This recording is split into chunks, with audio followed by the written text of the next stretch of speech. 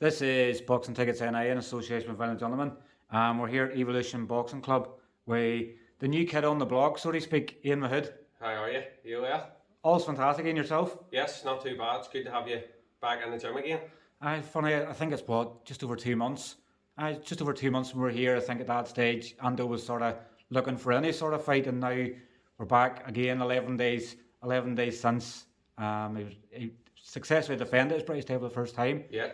Obviously, your first sort of inkling in the pro sort of setup. Yeah.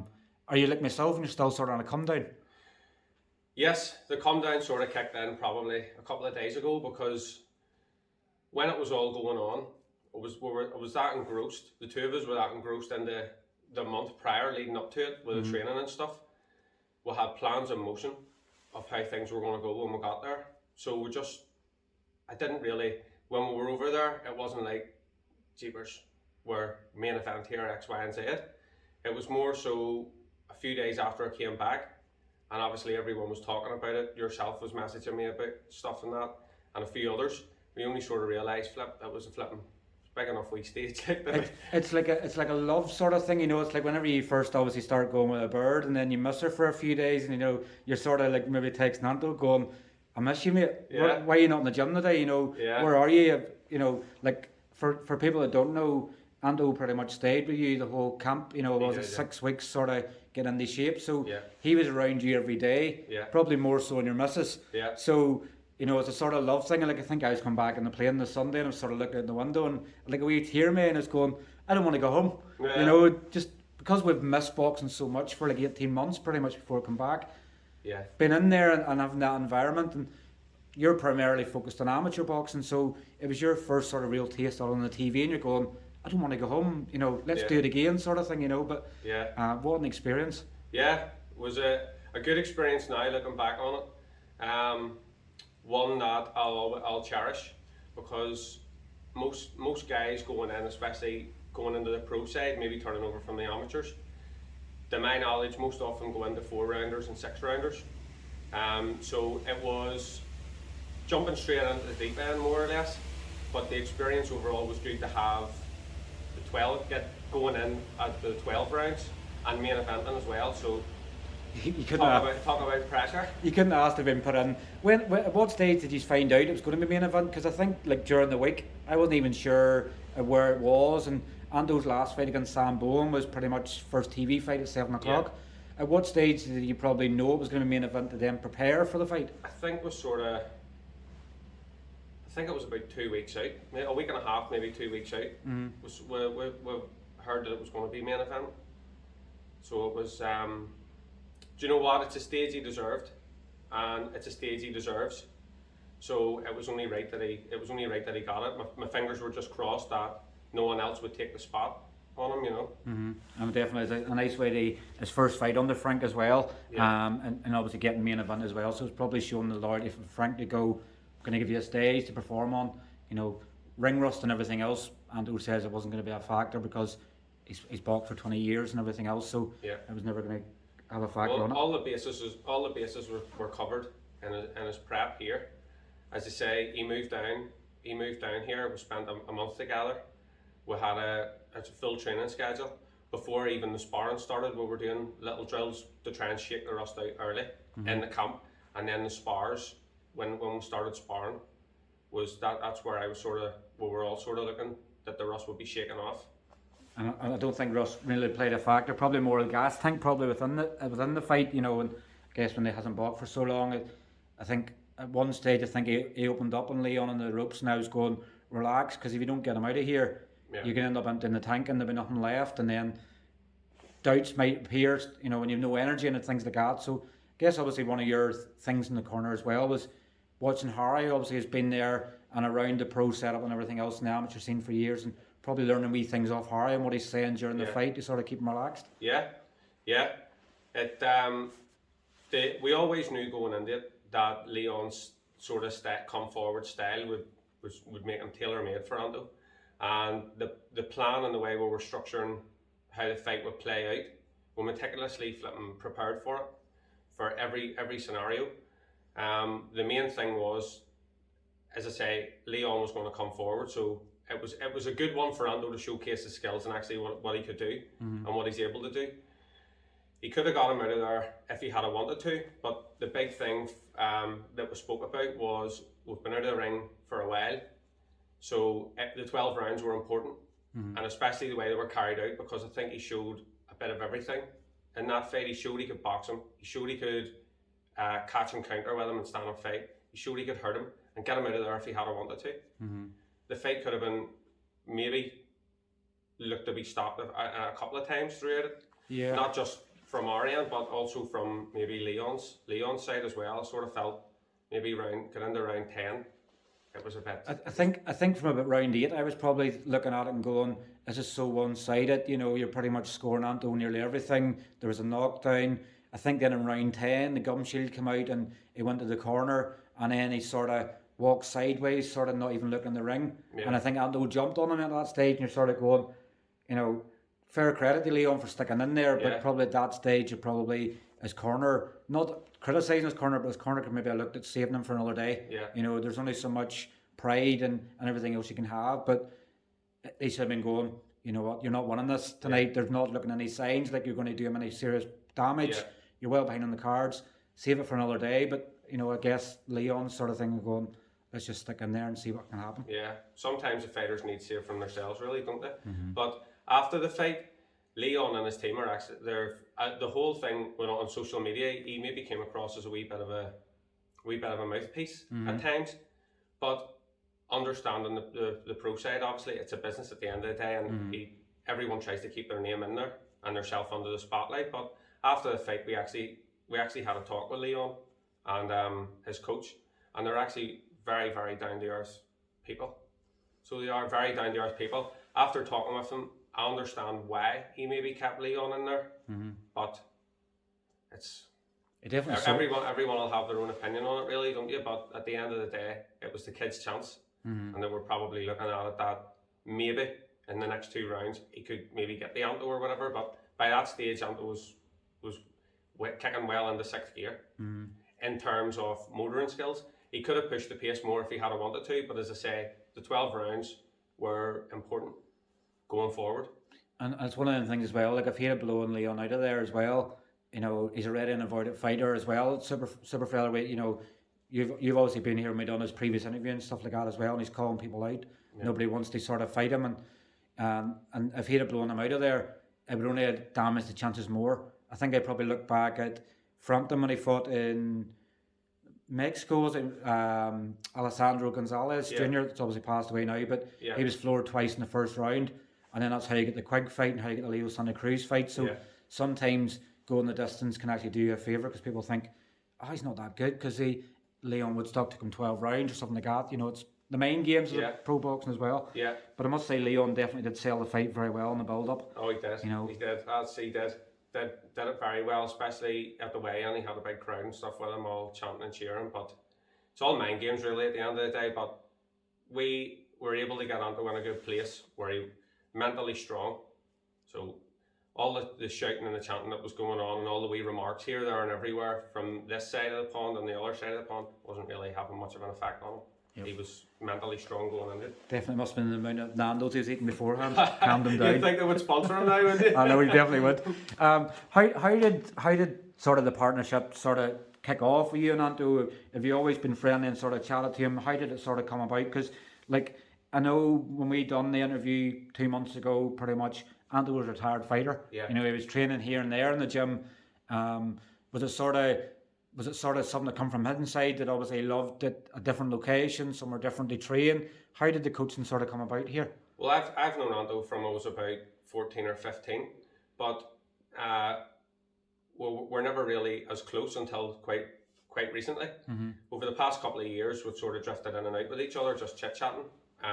We have a mutual friend, and he had sort of said to Anto, look, why don't you come down and see the new setup when we relocated the Carrick here? So he came down, he had a look, and we got chatting about, well, what's next for you, X, Y, and Z. So at that time, I think the Woodstock fight was being made maybe the second or third time,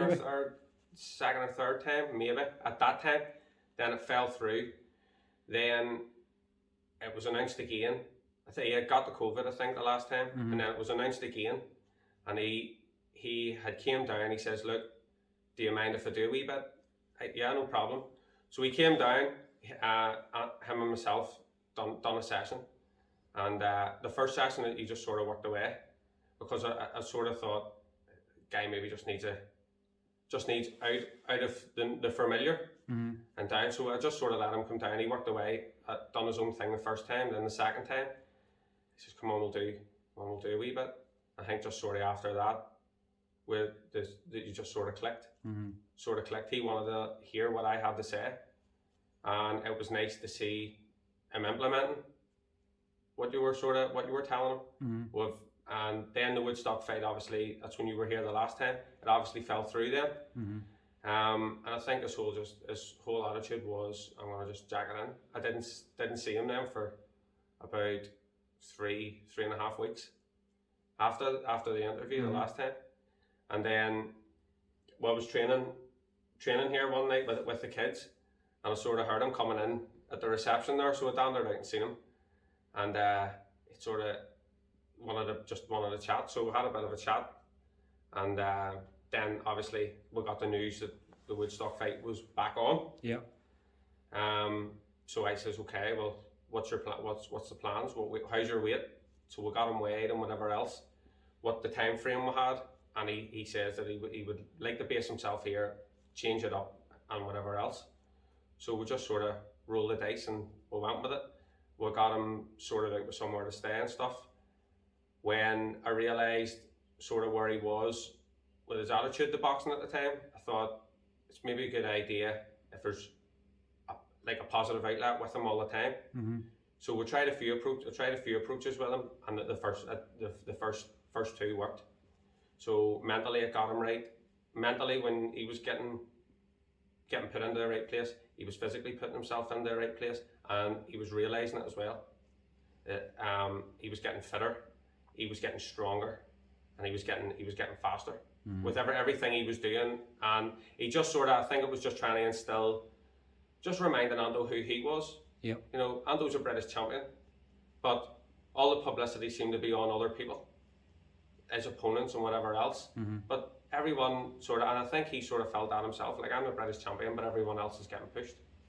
But it was more just a word in his ear, just to remind him who he was, what title he held, and just to sort of build his confidence a bit to step up, which I think it's obvious that he did. Yep. It's one of them things, like I know Carl said on the night and stuff as well, that Anto's always had the talent. I've spoke to Tyrone McKenna, Tommy McCarthy. I'd obviously I've been in the gym with them for years, and like amateur boxing, they'd pretty much had 1 week of training and went and won All Ireland and things like that. He didn't train; he just was naturally talented. So, like, what seems from what I can see is he's fallen in love with the sport again, and if you get Anto falling in love with the sport, you're going to get the very best out of him. So, getting him fighting regularly, keeping him fit, keeping the mind active, the world's his oyster pretty much, and them big fights are going to happen. And I know you don't like to take credit for what you've sort of done in the last 6 or 7 weeks, but you've taken a retired fighter and reborn him again, so it's like version 2 of Anto Kulkachi coming back out.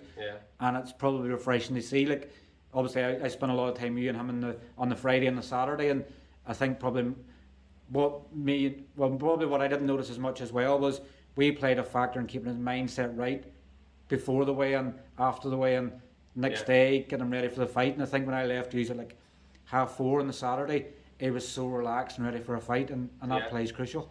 It was one of the factors of spending the time with him over the month was knowing what makes him tick, knowing when he says stuff or holds himself a certain way, how he's actually feeling. So it was important that when we were over there, it was good to have that sort of sense with him, because you knew when to take him upstairs, you knew when he spoke to you when he was in the room, when it was time to take him out for a walk maybe and clear his head, when to tell people something, maybe it's time you were disappearing for an hour. Yep. But I think everybody that was around him, definitely, everyone played a factor in it. Definitely. So they did. And sort of looking at yourself then, because it's obviously not just an interview and you just obviously linking up with Anto. Obviously here in Carrick, you've obviously, I'd probably say you built like a community hub. Probably is the best way of saying it. How did you first get into boxing? And you know, I guess what I sort of do with a lot of boxers sometimes is, you know, why did you get into the sport as well? You know, I know you box as an amateur and things like that as well. So like, probably not really focusing so much, and obviously yourself as a boxer because you're a coach and everything else now. But what age did you sort of get into the sport, and why did you get into the sport? I got into the sport when I was about 10 year old. Would have been, yeah, about 10 and a half. I got into it for the reasons that I was quite within myself. I was quite shy. We had moved over to Spain, and I was sort of the foreign kid. So I was picked on for about a year, a good year. When I first started school out there, obviously I couldn't speak the language, which was a big factor. So I had to learn that quick. But it was a friend of mine had actually says, "Come on down, I'll take you with me. There's a boxing club over the road here." This guy was actually he turned out he ended up the Spanish lightweight champion, Emiliano Casal. So he brought me in to the Torrevieja boxing club at the time, which was in the leisure centre. It was just one ring and one bag. So I went in there, and that's sort of how I got started with it, and then it just sort of progressed from there. I hung on in with it, and then I veered over to the kickboxing for a while because I wanted to just try and change it up a bit, and then but always come back into the boxing. It's like one of them things, you know. It's like I know when obviously I'm a few years older than you myself, but I remember, and I'll probably bring this up nearly every time I bring an interview, but whenever you're a young kid, your parents always want to get you into some sort of karate, boxing, and everything that you can sort of defend yourself. And I think I was getting pushed down the karate route, and I hated it because there was no contact. You know, you kept thinking you're Daniel LaRusso, you know, and things like that. And it's good to hear sort of sometimes is it pushed on from the family? Is it sort of, you know, is there a bullying aspect? Sometimes people do get involved because of the bullying aspect, and then the bullying aspect disappears because somebody hears, "Don't fight with him because he's a boxer," you know, and people just think straight away once they hear you're a boxer, I better not. It can also have the reverse effect, especially when some young boxers get into it for that reason, that they were maybe getting in trouble at school or out in the street. When word sort of spreads, or maybe having a bit of a success at it, it could be a bit of a double-edged sword, really. But it was never pushed on me. It was sort of a choice of mine to go along. It's like I think I done an interview with somebody in there. I think their mates then started using them as a boxer as an excuse. You know, it's like don't even think of fighting with me because my mate's a boxer. He'll knock you out. You know, so it sort of plays the opposite factor. Obviously, you box yourself and stuff as well. You know, as an amateur and stuff like that as well. Do you know roughly how many fights did you have? So all in between my boxing and my kickboxing fights, I've had 34. I've lost five losses, but two of them were bad decisions. Until you were robbed. I was robbed. The usual one. But I guess the reason I sort of ask as well as you box as well is probably one of the aspects of being able to have boxed before coaching is you can probably understand. You know, there's people in the sport of boxing now that have never boxed. But you don't need to have boxed to be a coach. But you know what it's like to be punched in the face. They've lost. They've been robbed. Probably maybe a sneaked a decision as well. You know, when you probably thought you shouldn't have got it, and what you're putting your body through. You know, mentally what it's doing, physically what it's doing. So it's important aspects to have because primarily here you're an amateur boxing club, so you're bringing kids from grassroots level and hopefully getting them the whole way. So if you can teach them fundamentals as they're progressing up, then it only bodes for good success. So having the boxing, do you think it's sort of making a bigger impact in your coaching? I think there's some guys out there who've never boxed before, and they make good coaches. Some of them just have a good eye and a good tactical eye. But I think it definitely does play a factor when the fighter maybe knows that you're not telling them something that you haven't done yourself, or you're not asking them to go into a position that you haven't been in yourself, or you wouldn't be willing to be in yourself. I think that it comes down to the trusting the coach, really.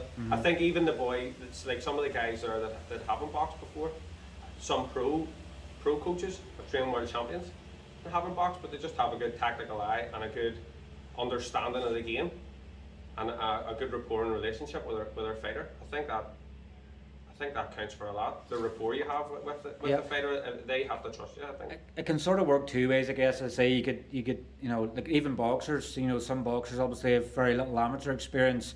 Yeah. Is it Lauren Sicoli? I think in total, he's had 40 odd fights, amateur and pro, and he's a world champion boxer. You don't have to go down probably the old route of Wayne McCulloch. Obviously, I interviewed a few weeks ago, and that's a very good interview, by the way. If anyone hasn't seen it, I think they should. It's like I think by the age of 12 he had over 100 fights. And been very early on, and obviously, going through a whole amateur setup, going to the Olympics, 2 Olympic Games, Commonwealth Games, and then turning pro. Paddy Barnes, probably another example. Not that I'm slating Paddy, but Paddy never really had ambitions to turn pro. He had a really long amateur career, and then when it came to turning pro, it was probably too late. Yeah. And probably didn't understand the pro side of the game probably correctly. So I can sort of work both ways. Yeah, I can, definitely can. How did you get into the coaching then itself? What obviously, what was it that you decided then that, I don't want to be a boxer anymore, I want to be a coach, I want to try and help train and develop other people? Well, it was never really anything like that I didn't want to be, like I didn't want to box anymore. I had to play the cards I was dealt at the time. So I had took a break from boxing for a while, and ended up, I had took a year where I had got into other things, because boxing, and especially the combat sports, was a big part of my life from the age of 10 right up through well into my 20s. Whether it was competing or helping others within different clubs and stuff. But I had a motorbike accident, which turned out ruled me out of ever boxing again. I didn't know this at the time, so after the accident, I had took a few weeks. I took about a month of doing nothing to try and let my body heal, and then I had started looking for somewhere to train. So we had found a place, and I was going up and trying to get myself fit again, and that's when I started sort of noticing that there was problems occurring. Fast forward a few weeks later, I ended up in hospital. That's where the doctors had told me that if your plans are to box again, would advise against it. So what do you do? The best medicines really is to go and train. So against what they said, maybe wrongly, I left the hospital, rang my brother, and went to the wee spot where we're training in up in Mollusk. And then it just came about that I was doing pads with him, and I was doing bits and pieces myself, and there was a few people who had just come up and said, would you mind teaching me, would you mind showing me how you do that? Showed them wee bits and pieces. It says, come on, join in, we'll all just train together. Then it came about more and more people were sort of coming along, and then the first 2 guys originally had said to me, look, if you ran a couple of classes during the week here, like we would attend it, and there would probably be others as well. So I sort of, at the time, I was annoyed with it because it's not really what I was wanting to do. But I thought, I can't do nothing else, I may as well. I'll run two nights here and just see how it goes. So we initially started out at 2 nights. First night was packed. There was too many people. There was too many people for the space we had. And it just sort of escalated from there. I kept it at 2 nights for about a month. And then people sort of started showing a bit of potential and then asking me about competition and stuff. So again, went away and had a chat with some of the ones that closest to me, and I just sort of said, fuck it.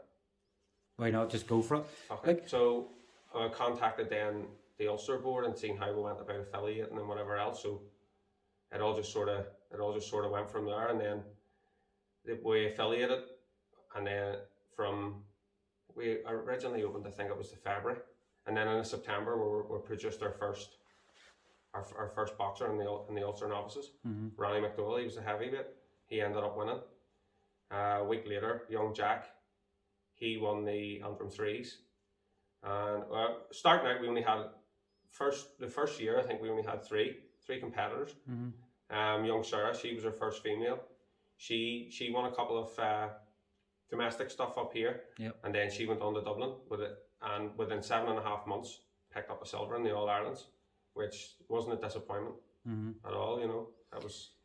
It's sort of going back a wee bit when you're sort of when you found out you couldn't box and stuff again. I guess the thing was that you kept trying to keep yourself within the sport, and it's funny. Obviously, it's called evolution because obviously you've I'm probably going to bring out a word here. It probably doesn't even make sense. But you evolutionised yourself, sort of from being involved in the sport to then realising you can't compete again.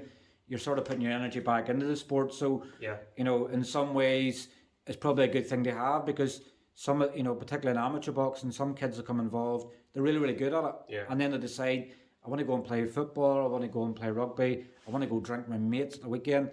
You can sort of tell them, look, I wish I could, when I was your age, all I wanted to do was box. Now I can't box. So when you're good at something, you can sort of, it's something that's positive for you. You can then say to them, look, you're actually really good at this. I've been where you've been at. I know what it's like to be chasing girls and going to the drink and everything else.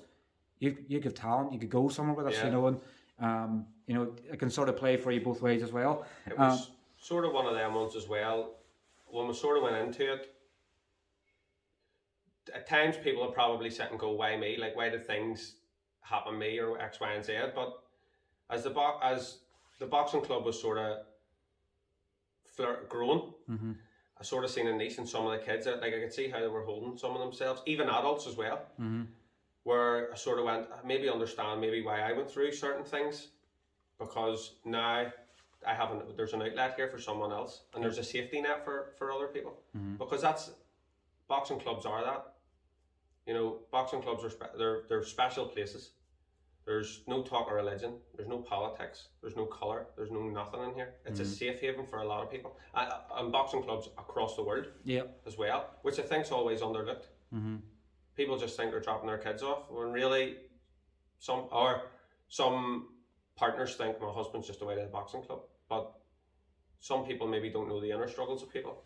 And places like the boxing gyms, I think, really help that. And that's another thing that we try and push here all the time with some of the kids coming in, especially some of the kids coming in from the estates who maybe don't see any ways out for themselves and can aspire, can only look at people and go, I'd love to, but I can't. Well, you can't. So what we have tried to do from day one is use sport as a hook to engage them, bring them in. Some will not make it, as boxers, but we use sort of like an ethos of boxing's life. You can replicate boxing, even training for a fight, in so many aspects in life. So it helps them understand, and it gets them through.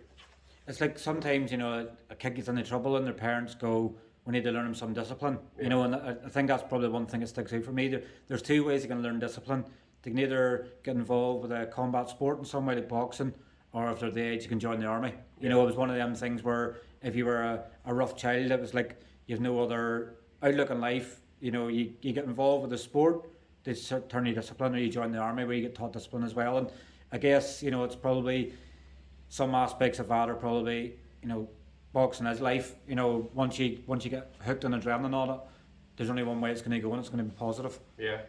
Yeah, no, definitely 100%. And before, obviously, you set up here in Carrick, you had Evolution somewhere else. So how long have you been set up here in Carrick? We've been here in Carrick now 6 months. So we have, originally we started out in Mollusk. We started out in the Revolution Fitness facility. The guy that owned that, Peter, he had a spur unit. It was a wee spur warehouse. Whenever the talks were coming up about maybe the club being put together, he kindly said, look, everything's there, you can crack on, have a go at it. If it works, brilliant. If not, then there's no, you haven't lost out on anything at no mad expense. So we stayed there. We were there for about a year, and then we just sort of we outgrew it, and especially the way some of the kids were progressing, we just needed that wee bit more. So we started looking for our own premises, our first one was in Woodford Road, 4 minutes from where we were originally, which was good, so no one was really having to go out of their way to get it. So we were there for a while, and then same sort of thing, just we outgrew it very, very quickly.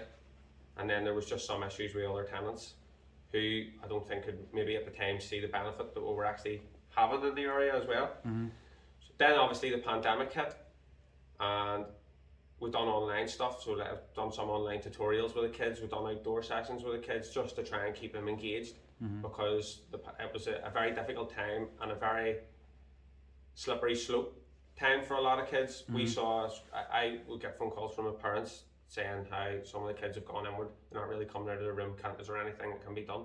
So within the guidelines, we tried to structure training programs outside for them, which we did. And then it all sort of came to a head when it looked as if the club was actually going to have to close, because this club from day one has been self-funded. So we rely on people coming in and donations, which we've had. Now, in saying that, we have made the move to Carrick, a local councillor, Cheryl Johnson, has got on board with us. She helped us out with a bit of funding, which helped get out our strength and conditioning area to be able to run our programmes for the kids.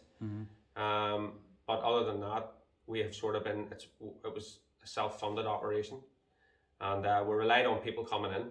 So over the pandemic, there was more going out than what was coming in, so bills were still needing to be paid, which it came to a crunch, and I just thought, look, maybe just going to have to throw the towel in. I was taking a lot of people don't know this within the gym, like, but I was taking the names of all my competitive boxers, youth and senior, trying to map out clubs that were closest to them, which I thought maybe would have been a benefit. Like, this was all the stuff that was happening, and for a change, I got the corner man chat off a guy that helps me, Gail. Gail's my right hand man now, and he had turned around and he says, there's loads of people depending on you here. Like, get your head out of your arse. Yep. I'm flipping. It's basically one more round to go here. You know what I mean? Give it your all. So it was back and forth trying to get a place, and then it just so happened that this place had came up.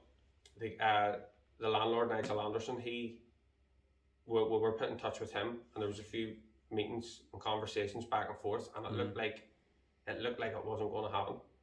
And I sort of says, nah, listen, I've had enough. And Gail had says, look, get your head out of yours. People are relying on you here. You've came too far with them to say that's it, to pass them on to someone else. So it was it was the telling off I think I needed at the time. So we had one more meeting, and it was the following meeting. So the heels were dug in from everyone's end. And we ended up then we were able to secure the building, and that was a big hip hip hip hooray to all the kids. And then coming into what they have now compared to what they had before, it's just chalk and cheese. It's night and day. And then since coming here, we've had a few professionals coming down, checking the gym out, talking to the kids, taking time with them, and then it's the best move we've made. And I'm glad now I didn't follow my own head. My instinct sort of told me just not to give up, but you're in your own head sometimes. You go, what is the point? But I'm sort of glad now that we didn't go down that way, because it's so. Thank you, Gail, and Nathan and Ingrid and all. It's one of them things that I guess the pandemic obviously changed things for a lot of people. Obviously I've seen obviously in your Facebook page and stuff like that. There's been a lot of things done around mental health and stuff as well, because even within a young society nowadays, young kids seem to see it as a cool thing to do. They sort of, I know there's been a village in Wales a few years back where it seemed to be an epidemic. It obviously nearly seemed to be every week. It's sort of young kids were having really, really bad mental issues and kill themselves very young. So here's a gym, obviously you've done a lot, and it's not just yourself, it's other people within the gym. Oh yeah. You've put videos together. I think I watched a video the other night. Where it was like a mental health week or something you're doing, and everybody was involved with it, obviously saying it was okay. I think during the pandemic probably places like this gym will probably succeed even further when we're out of it fully, because people understand that you're not doing something for a like and a share. You're doing it because you actually care, and there's as I've sort of said, primarily looking inwards. You built a real family focused, community orientated club, and that's exactly what a boxing club should be. That people walk past your door and they don't go, the guys in there are bullies. They're in there actually teaching young kids the future of life, maybe turning in some champions along the way as well. So definitely good things to see, and I'm sure now knowing that what the sort of trials and tribulations have been in trying to get this place, probably makes it more rewarding now as well. And Yeah. you're going, crikey, 6 months ago, it's looking like it was all kicked in, and now you've been over in Birmingham with Anto in the corner and everything else, and you're going, what's happened? Life just turned full circle. Yeah, it's made a complete flip on itself, really. But as you're just touching on the mental health side there, we run a few mental health programs and stuff as well. And since moving here, we're now we'll work closely with a few mental health charities, also domestic violence and stuff as well. We have people on hand to help deal with that. But the mental health, especially in the young kids now, as you were saying, it was a bit of a stigma there for a while. Yeah. But it is real. It is there. We were all young once ourselves, even adults. Sometimes you're in sort of choppy waters, and understanding that as well, and understanding how some kids speak to you, I think it's just it's a vital role you play, isn't it? Really? Yeah. It's understanding how they speak to you and knowing how to deal with it, because a lot of years ago, especially whenever I was younger, it wasn't a thing that was talked about, and at times maybe when there was individuals maybe going through something, or you were going through something yourself, like the elders around you, they didn't, rather than maybe trying to encourage you to, okay, I think you should maybe head to the gym, or I think you should maybe come out of your room, or I think you should maybe, it wasn't the word, no one was really aware of it. Instead it was sort of wise up, the old school ways. Yeah. Where now you take a sort of step back and you have a look at it. You understand, especially we have people in here that have been through it quite badly, and they've come out the other side tremendously. And I'm proud of every one of them that has went through the programs and stuff that we put on, and how they've excelled even in their work. But it's good, and it's nice to be able, as you say, to take that step back and sort of go, that's a bit of satisfaction in it, and it shows that you're doing the right things, despite maybe what others are saying. What we're doing in here, we know works, and we want to open it up, and it is a place for all the community to come in. You've seen the facilities and stuff we have. So down the line, when all the COVID stuff eventually kicks away, we would like to open this up to the community. That is one of our programs, that they can come in and use away at the facilities and stuff while they're in here, get a cup of tea, get a coffee, have a yarn, brighten someone's day up. Even just people come in here now,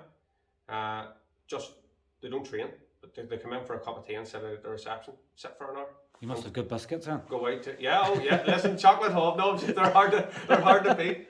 They're hard to beat, but they go out in a far better mood. But thankfully now we have a good squad of volunteers who understand.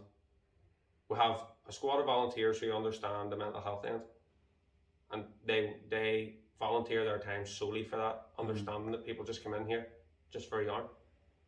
So everyone knows who the designated people are to go and speak to. So it's definitely a big part of it. It's like life sort of changed full circle. I think in my early teenage years, it was, when it turned dark at night time, you went to hide somewhere when your parents were calling you to get you in the house. It took your parents like half an hour. The further away from the house, it took them longer to find you to get you in the house, so you got to stay out longer. Whereas nowadays, parents are having to push kids out the door, get outside and enjoy some of the weather. And I guess that's the struggle you have with young kids nowadays. It's getting them out and enjoying sport and stuff as well. And, people sometimes look at boxing and go, I don't want to be punched in the face, boxing. But you can teach somebody to learn to punch someone and not get punched at the back end of it as well. There's so much more to it. Everyone that walks through the doors aren't going to be boxers. Not just here, that's the same right across the board. But it's getting them in and getting them hooked and giving them a drive in another direction. But again, using sport and boxing as the hook to engage them, and then you can sort of advise and encourage them how to go on in their wee route that they're wanting to go in. It definitely helps play a big part.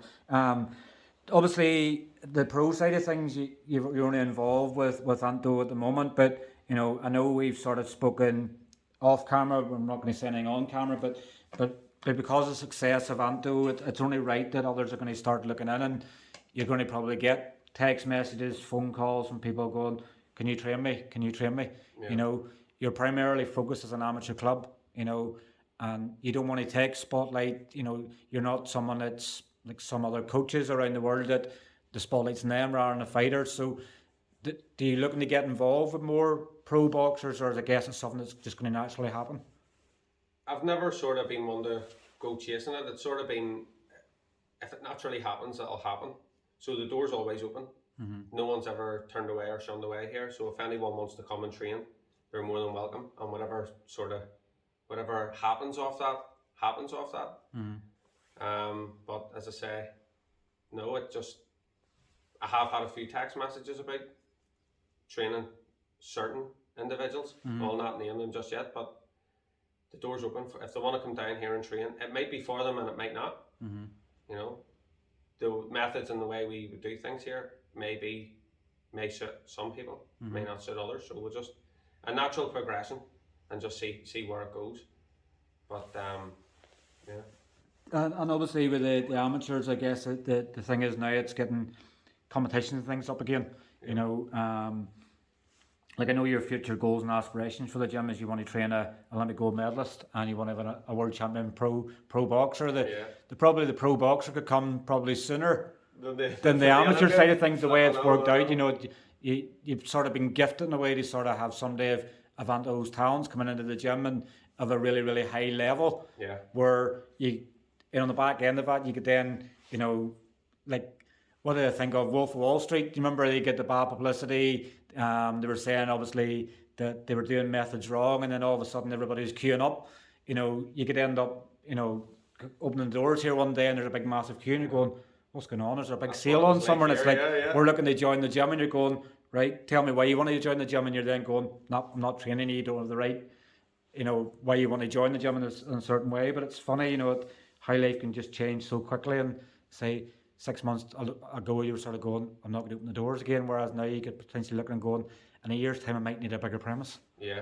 You know? Yeah, well, yeah, I know.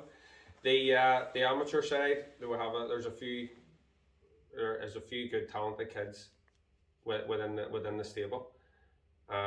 It's good that the competitions are starting to come up now, because a bit like Anto was at the start, he was just sort of fed up with it and going, is it happening for me? Is it not happening for me? A lot of the young ones were like that. What are we training for? Like, what are we training for? But so now they have maybe the promise of something starting. Hopefully, it's given them that wee bit more of an incentive to get stuck in, and then having someone like Anto in and out of the gym, they're seeing it. You know, I think he sort of fed off the hunger of all the young ones wanting to aspire to be there, and they were feeding off who he was and what he's achieved, because that's where some of them want to go to. But any kids coming in here that want to compete, it's the Olympic dream for them. That's what we try and push. Get the pinnacle try and get the pinnacle of your sport, be it amateur or professional. It seems to be something that's changed within boxing nowadays, and you know, all the interviews were sort of done. Most of the interviews, young kids get fed up with amateur boxing very, very quickly. You know, 18, 19 years of age. The probably Michael Conlon thing in 2016 probably didn't help some of them. You know, it was robbed by judges, and people then in the amateur setup went, I'm not waiting 4 years to go to an Olympic Games and get robbed by a judge, you know, or get a bad decision. So they then decided to turn away. Are you finding it probably, I know you're not getting to that stage yet, but is that going to be tough conversations you'll have with young amateurs where they think that turning professional makes them a millionaire? You know, there's probably 4% of professional boxers will ever get to the stage. I guess we've been blessed, you know. I think I put a post up the other day, in the last 7 years, Carl Frampton, 3-time 2-weight world champion, Ryan Burnett, unified world champion, Katie Taylor, you know, undisputed lightweight champion, 2-weight world champion. So in the last 7 years, we've had a lot of success. Is it probably going to be hard for you when you get kids to that stage of the amateur sort of crossing over to pro and going, hold on for the Olympic dream? You know, is it instilling that goal and mentality in them to go, do you want to be an Olympic champion, or do you want to be a pro boxer, or do you want to have both? Well, we would take it, the way we're trying to build them as stepping stones. So it is, reach the pinnacle, if you reach a pinnacle in the Olympics, a lot of boys turning over to the pro win the lottery. Mm-hmm. Really, realistically, promoters are a lot easier dealt with, seemingly, if you have an Olympic medal. So coming in with the amateurs, a lot of them are young kids. So everybody that walks in, I was once one of them myself, and I'm sure there's plenty of others watching as well that were the same. As soon as you walk in through the door, you want to be a world champion, want to do this, want to do that. Everyone, they always seem to have the same aspirations. Yep. But it's stepping stones with them here. But I try my best to talk to them and educate them on why certain moves are better than others. Mm-hmm. Everyone wants to be a world champion, but they all look at the likes of Floyd Mayweather running about in flash cars and stuff. Mm-hmm. That's why they want to be. I want to be a world champion. They live in a mansion and flipping. I want to be an undefeated pro boxer. Yeah. You know, I want to go my whole career as an undefeated pro boxer and have millions upon millions in the bank. Yeah. Probably people now look at I know the Paul brothers get slated in the sport, but in one aspect they've probably done good because they built themselves at such demand on YouTube, you know, from gaming and things like that they're now rightly cashing in. They agree, yes, it's probably in some aspects it's bad for the sport, but they're probably showing what hard work's going to do. You know, so if they keep pushing, if an amateur boxer does things right, promotes himself in the right way, you know, puts himself out there on social media and everything else, then it's easily going to happen. You know, it's sort of good things and bad things of obviously what they brought to the sport, but they're showing professional boxers like, look, you're not pushing yourself selling tickets. I remember I done an interview with Dennis Hogan. Yeah. He moved to Australia, and the first thing he had to do was go and knock people's doors, try and find people that are Irish and going, my name's Dennis Hogan, I'm an Irish pro boxer, I'm fighting such and such, do you want to buy any tickets? Yeah. People see it nowadays, I'm a pro boxer, and they go, I've got tickets for sale. And they just expect people's going to come to them rather than going, here in boxing here next week, tickets are such and such, here else is fighting on the card, come and support it, good night out, cheap drink, have a laugh and a joke. Yeah. People just expect nowadays that because they're a pro boxer, that people are just going to latch on to them when they're not doing their own self-promotion. Yeah. A lot of them think it all just is going to happen for them. Mm-hmm.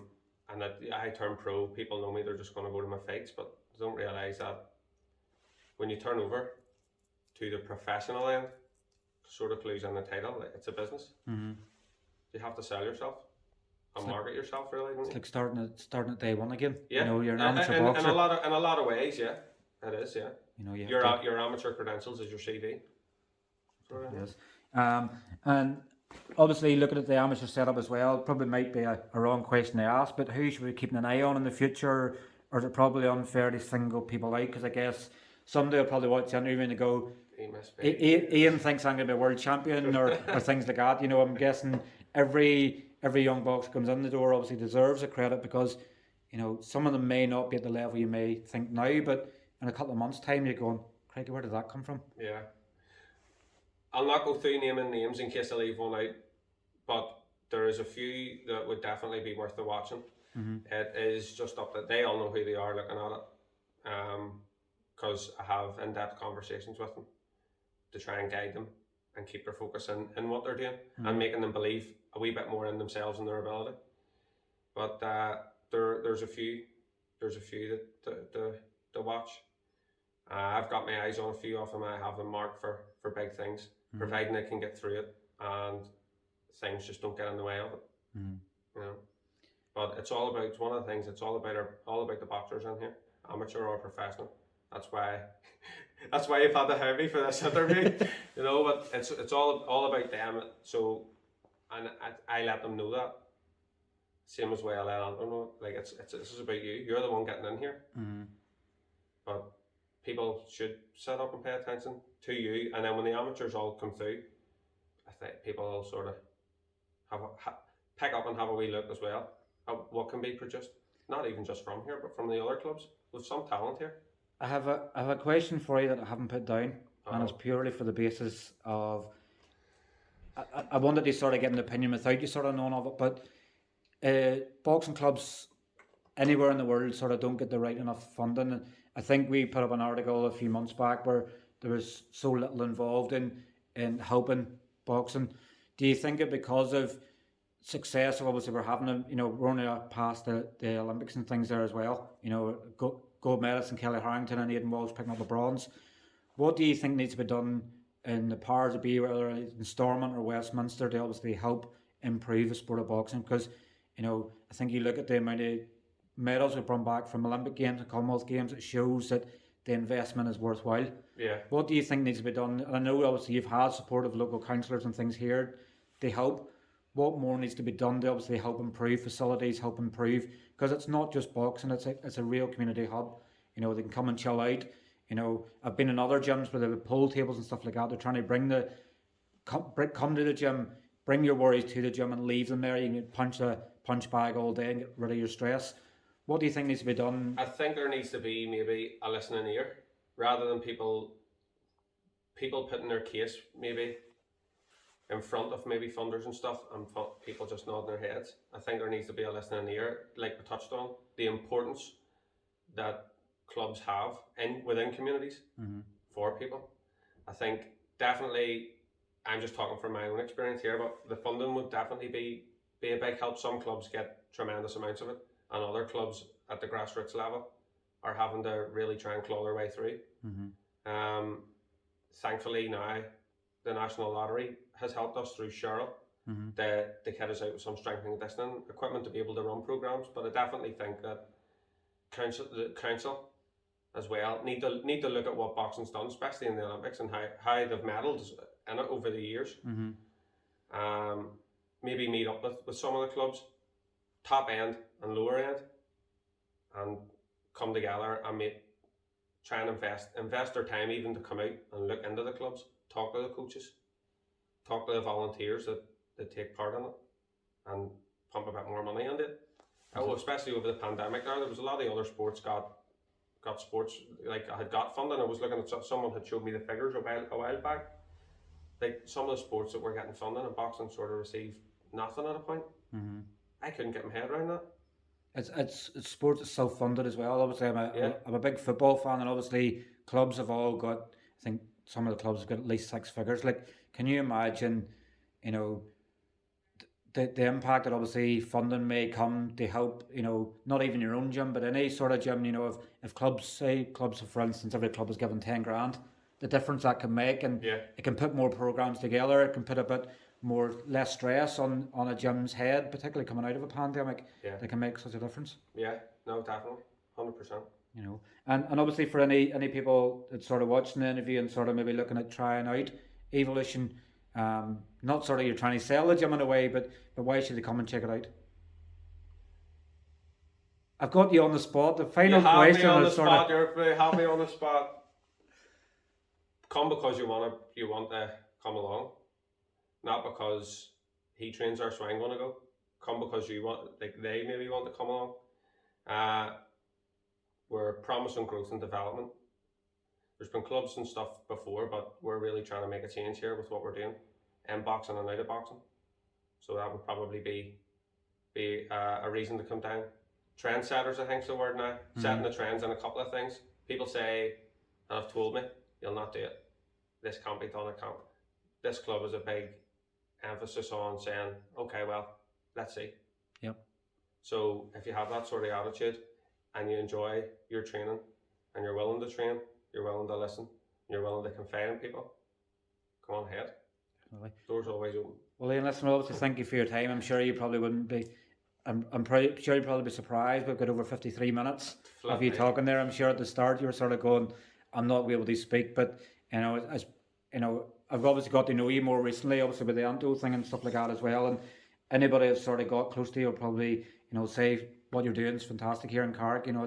It's really putting Carrick on the map, on the boxing sort of thing. So keep up your amazing work. Obviously, hopefully it'll not be too long before you have more pros, and probably going, after this interview or whatever you're doing over us in the gym, we now need to find a new premise, but I'm sure that'll be another bridge to come and sort of go, let's take it off. Let's see how far we can build the gym before we then have catered the demand that we need. Yeah, that's it. Tick the boxes as they come. But thanks very much anyway for coming out and taking the time. I know flipping you had some messages regarding flipping interviews and stuff, so it's not usually my thing to do because it's sort of more for the athletes. But I appreciate you coming out and taking the time. Not a bother. Well, thanks very much for your time. No worries. I'm sure we'll catch up again soon. Yes, no problem. Cheers, take care. Thank you.